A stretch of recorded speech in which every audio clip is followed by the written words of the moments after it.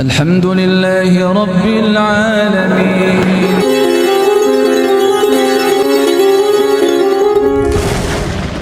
Abdullah itu putranya Umar bin Khattab. Satu hari diminta oleh Umar bin Khattab untuk menceraikan istrinya. Karena apa? Dari pengamatan Umar bin Khattab radhiyallahu an, Abdullah atau Ibnu Umar ini sejak menikah, kualitas ibadahnya, intensitas ibadahnya itu semakin kendor. Tidak bisa memelihara ketakwaan suaminya.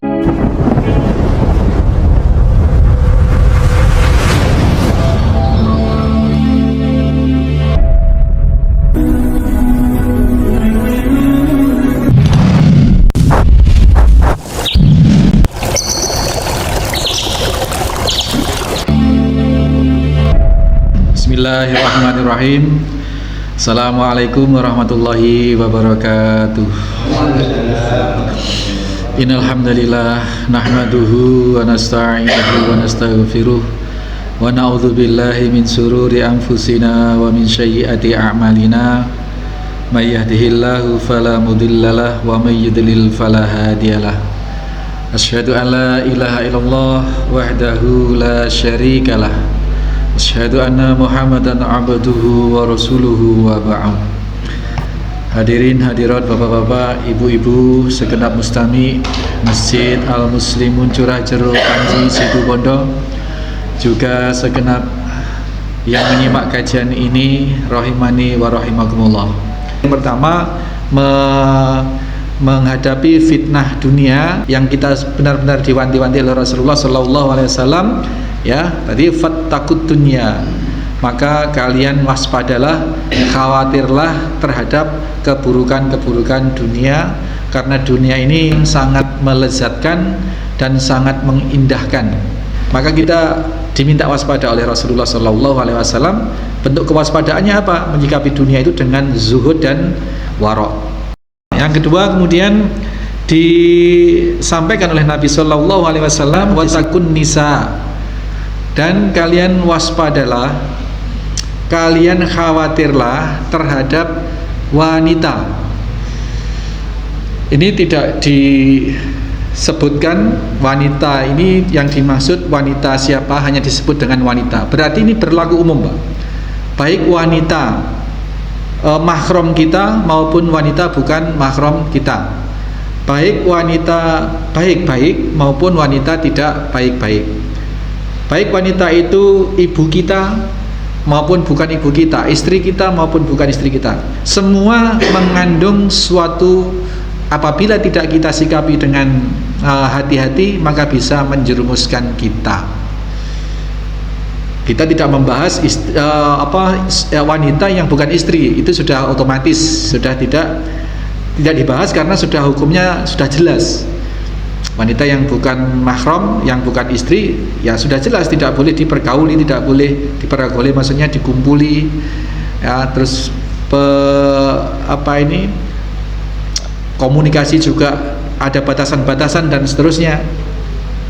Sedangkan istri sendiri saja itu juga bisa mendatangkan fitnah atau mendatangkan keburukan-keburukan bagi suami atau bagi laki-laki.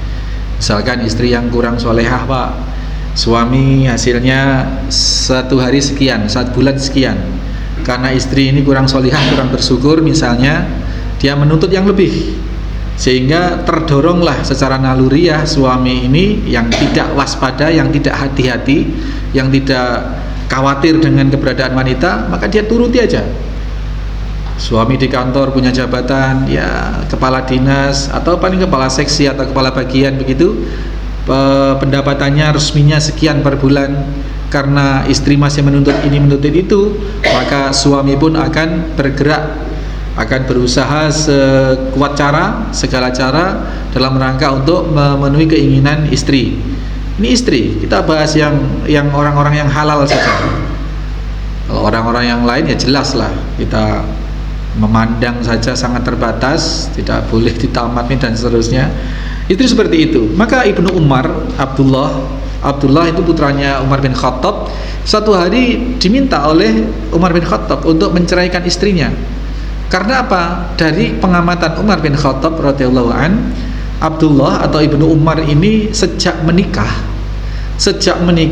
kualitas ibadahnya, intensitas ibadahnya itu semakin kendor, diamati semacam itu. Jadi tidak bisa menjaga atau tidak bisa memelihara ketakwaan suaminya, apalagi mendorong gitu loh, mendorong untuk lebih takwa. Tidak, ini justru menyebabkan Abdullah bin Umar ini kendor di dalam ketakwaannya, dalam ibadahnya. Maka dimintalah oleh ayahandanya, oleh Umar bin Khattab, Ibnu Umar ini menceraikan istrinya. Nah, Ibnu Umar cintanya sama istri nggak begitu saja nerima, Pak. Ngadu ke Rasulullah Shallallahu Alaihi Wasallam, ya Rasul, bapak saya nyuruh saya cerai gitu. Rasul bagaimana? Taati bapakmu.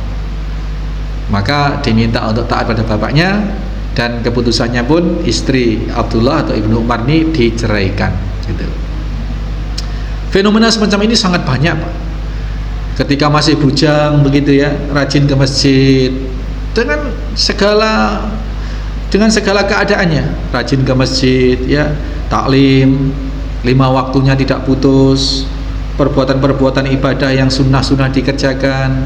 Sejak beristri begitu, intensitasnya menurun drastis itu. Ada lagi dalam sisi akidah, yang masih muda itu masih bujang itu kenceng, Pak, tidak mau bid'ah, tidak mau khurafat, tidak mau tahayul, tidak mau sajen-sajen misalkan, tidak mau acara-acara yang ibadah-ibadah yang tidak ada tuntunannya. Tapi begitu menikah, qadarullah istrinya ini ada di lingkungan yang berseberangan gitu. Tidak bisa mewarnai, tapi justru malah terwarnai, terkikis sedikit demi sedikit. Akhirnya subuhnya sudah tidak di masjid dan seterusnya. Akhirnya juga menyukai atau dengan terpaksa mungkin awal-awalnya hal-hal yang seperti itu, kebid'ahan. Ini berarti keberadaan istri, kehadiran istri ini tidak membawa peningkatan ketakwaan terhadap suaminya, tidak bisa mempertahankan apalagi meningkatkan. Dan seperti inilah yang harus dievaluasi. Oh, kok seperti kasusnya anak saya ya Ustadz, apa anak saya suruh cerai? Ya jangan, Bu. Saya menyampaikan ini tidak nyuruh-nyuruh siapapun untuk cerai. Kalau zaman-zaman sekarang ya diupayakanlah, dibina, dikuatkan suaminya, diberikan masukan yang benar suaminya, dikokohkan imannya, nanti agar bisa membimbing istrinya untuk ngaji, untuk menerima petunjuk-petunjuk begitu. Kalau sudah segala cara sudah tidak bisa dilakukan, padahal ini menyangkut masalah, apalagi yang masalah akidah tadi, Pak, ya memang nggak haram cerai, itu nggak haram, meskipun itu merupakan satu hal yang dibenci dan merupakan pilihan terakhir cerai itu. Tetapi apabila sudah menyangkut masalah kemaksiatan dalam hal akidah atau dalam kondisi lain nusus misalkan, sudah melanggar larangan-larangan pokok yang dilarang untuk kaum istri, yaitu memang halal dan diperbolehkan untuk cerai. Tapi tempuh dulu jalur-jalur, jalan-jalan yang masih bisa ditempuh itu jadi fitnah lawan jenis ya, fitnah lawan jenis ini sangat hati-hati, dan setan itu mainnya halus, Pak. Pada orang-orang yang alim itu juga diserang oleh setan dengan versinya. Ada satu kisah kisah Israiliyat, tetapi bisa kita ambil satu faedah yang sangat berharga. Ada 5 orang bersaudara, di mana satu ini putri, satu ini perempuan, kakak keempatnya ini akan merantau ke negeri lain, sementara adiknya ini mau ditinggal di kampung halaman. Lalu dititipkanlah seorang adik yang perempuan ini ke seorang ahli ibadah di kampung itu. Ini zaman sebelum Islam. Ini Israiliyat ini zaman Bani Israel. Di antaranya cerita seperti itu. Ada cerita seperti itu. Tadinya ahli ibadah ini menolak, rohib ini menolak, orang yang sangat alim ini menolak karena takut fitnah, takut terjadi godaan dan seterusnya. Oh enggak apa-apa, ini kalau memang takut seperti itu, kami kakak-kakaknya keempat ini sepakat bikinkan rumah terpisah dengan rumahnya rohib, dengan rumahnya ahli ibadah itu. Dibikinlah rumah terpisah, mungkin dari sini ke rumahnya Ustadz Afianto itu terpisah gitu, atau bahkan lebih jauh. Nah, dia dititipkan dalam rangka apa? Dititipkan dalam rangka dia supaya aman, dan orang yang dipercaya hanya orang ahli ibadah itu. Yang lain-lain kakak-kakaknya ini, saudara-saudaranya ini khawatir, Pak, karena cek percayanya sama ahli ibadah itu, dan ahli ibadah tadinya juga menolak. Akhirnya dikasih solusi, oh lah kalau begitu baiklah. Lalu apa yang terjadi? Sehari-hari biasa berjalan seperti biasa, si rohib masak di rumahnya, kemudian diantarkan dikeluarkan di luar rumah, di luar pintu rohib. Jadi rumah rohib itu disediakan semacam meja, itu sudah perjanjian, nanti kalau makan ambil di sini supaya tidak bertemu, begitu, maksudnya sudah tidak mengundang fitnah. Maka solusinya seperti itu, masa rohib mengeluarkan di luar pintu, di meja depan pintu, kemudian ditutup lagi. Nanti yang wanita ini mengambil, begitu, mengambil, masuk rumah, makan di dalam rumah. Lalu itu berjalan beberapa waktu, Pak, beberapa hari, bahkan berminggu-minggu, Pak, barangkali. Lalu setan bermain sudah. Rohib, orang ahli ibadah, kamu kan laki-laki, masa membiarkan seorang wanita jalan dari rumahnya ke depan rumahmu hanya untuk mengambil makanan? Mbok ya kamu sedikit berkorban, kamu yang naruh di depan pintunya sana. Akhirnya berpikir, iya ya, kok saya seperti ini ya. Oke, menuruti kata hatinya. Menuruti apa itu? Bisikan itu, sebenarnya bisikan setan. Kemudian sepakat mejanya dipindah ke depan pintu rumah wanita itu, rumah yang dibikinkan oleh saudara-saudaranya tadi itu. Akhirnya rohib yang berjalan ke sana untuk menaruh makanan di depan pintu. Nanti setelah ditaruh, kemudian nggak ada komunikasi sama sekali, Pak. Itu sudah berlaku alami seperti itu, nggak ada omong-omongan, nggak ada. Ketika sudah taruh sana, yang wanita ngambil, masuk, makan di dalam.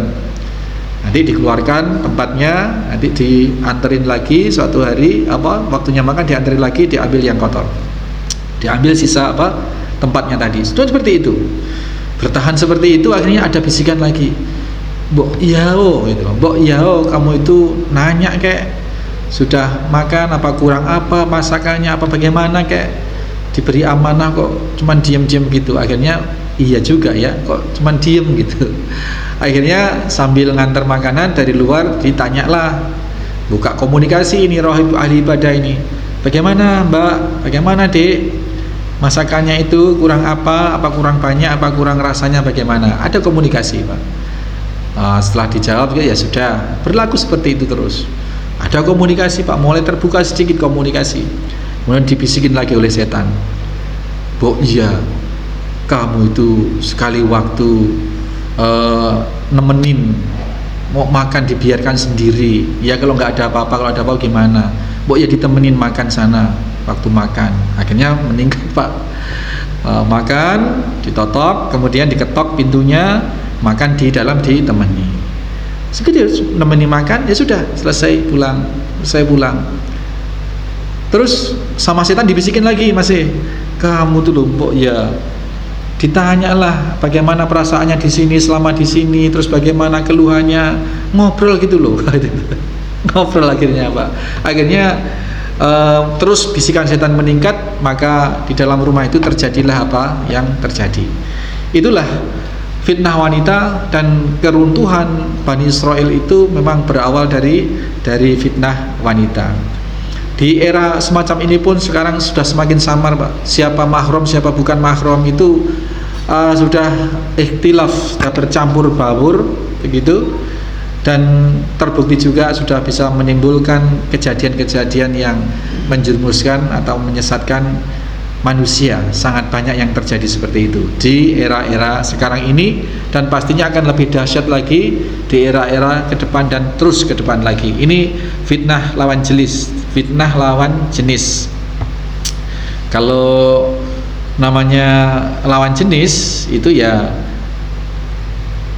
laki ke perempuan, nah, begitu juga perempuan ke laki-laki, itu bisa terjadi. Maka tetapi yang pegang kendali sesungguhnya adalah yang laki-laki. Laki-laki itu kurang ajarnya laki-laki, apabila sebenarnya wanita sangat protektif bisa. Nah, yang susah itu apabila justru wanitanya juga menggoda begitu, menggoda. Dulu di zaman Bani Israel diawali oleh satu peristiwa, wanita-wanita itu datang ke tempat ibadah. Kalau sekarang ke masjid begitu, ibu-ibu sholat berjamaah seperti itu ya sekarang. Itu dulu memakai hak tinggi, Pak. Memakai sepatu tinggi sehingga jalannya lenggak-lenggok. Nah, dari peristiwa itu mereka dihukum oleh Allah untuk diturunkan satu ketentuan sebagai bentuk hukuman, maka haid mereka diperpanjang menjadi 2 minggu atau 2 pekan. Kalau umumnya 7 hari, itu haid mereka dijadikan 15 hari oleh Allah Subhanahu wa taala. Nah, kayaknya fenomena ini juga terjadi di masa-masa ini, di mana mode itu sudah sedemikian masif dalam rangka apa? Dalam rangka merusak kaum muslimin, orang-orang non-muslim, orang-orang Yahudi, Nasrani, orang-orang non-muslim yang menginginkan kehancuran Islam. Itu diantara metodenya adalah dihancurkan dulu wanitanya, karena wanita sebagai salah satu sumber godaan di sisi harta dan tahta. Wanita merupakan satu komponen yang bisa menghancurkan suatu peradaban. Maka apabila negara ini ingin tegak, berdiri, kokoh, mulia, maka cara memperbaikinya dari wanita. Juga demikian halnya kalau ingin menghancurkan suatu negara, satu peradaban, satu umat, maka yang dihancurkan dulu adalah wanita. An-nisa'u imadul bilad. Wanita itu adalah tiang negara. Idza solahat bilad, apabila mereka baik maka baiklah negara. Wa idza fasadat bilad, apabila mereka buruk maka buruklah suatu negeri. Ini sisi buruk dari wanita, di mana Rasul Shallallahu Alaihi Wasallam wanti-wanti pada segenap kita, kaum muslimin, kaum pria semuanya, bahwasanya wanita itu mengandung potensi penyesatan atau penghancuran yang besar. Sebagaimana potensi penghancuran terhadap manusia itu adalah dunia. Tetapi bukan berarti dunia dan wanita itu sudah otomatis sebuah keburukan, Pak. Tinggal bagaimana kita di dalam mengkhalifahinya atau dalam kita mengelolanya.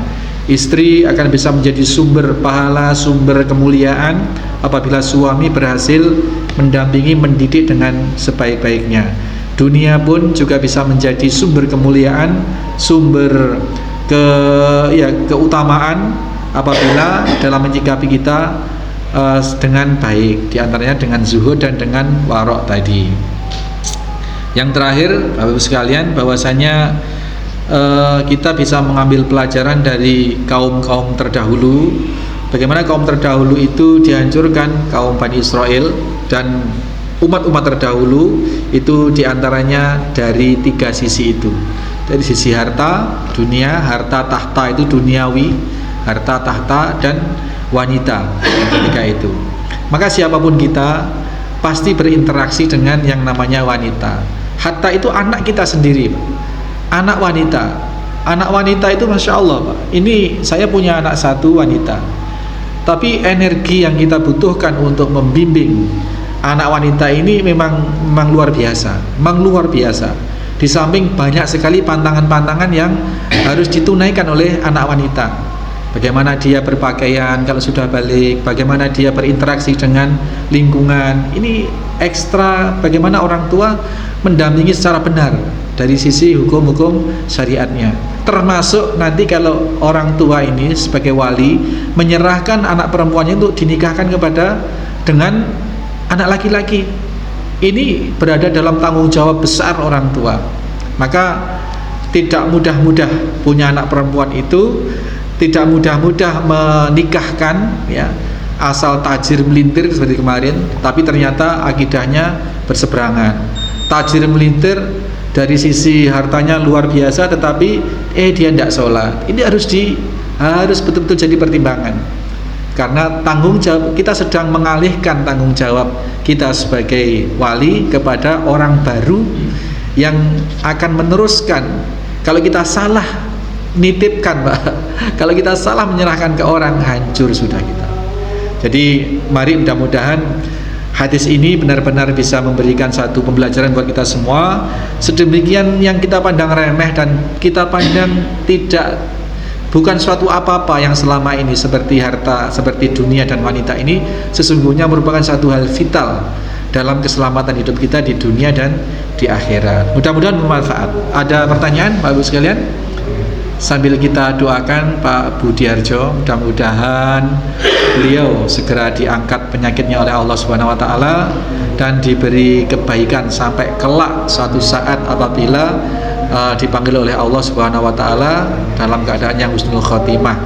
Allahumma rabbana udhibil ba'sa wasfi anta syafi la shifaa illa shifaa'uk shifa la yughadiru saqama. Ya Allah, Rabbnya manusia, Engkaulah yang maha memberi kesembuhan, tidak ada kesembuhan kecuali kesembuhan darimu ya Allah.